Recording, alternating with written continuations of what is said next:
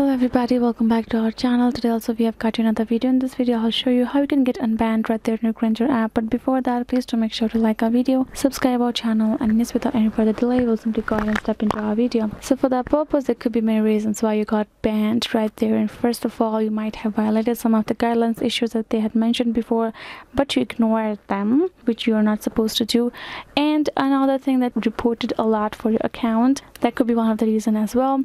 Other thing is that there could be some errors right in our account. Maybe the app is not working well. So for that purpose, what we can do is we can simply go ahead and see if our app is updated right there in our Play Store of our mobile phone and check if your app is updated. If your app is updated, you will find this open option instead of update, and that means your app is good to go. There is nothing wrong with your app for you to be banned. Other thing that you can make sure is sometimes maybe they have detected your IP address and you're blocked you from there. So what you can do is you can simply go ahead and switch your network connections, which is available. If you're on Wi-Fi, switch to another Wi-Fi if it's available. If it's not, switch to your mobile data instead, which definitely is another internet connection, network connection, so it will change your IP address automatically. And then after that, if you try to log into your Grindr, they will detect the new IP address and will let you in.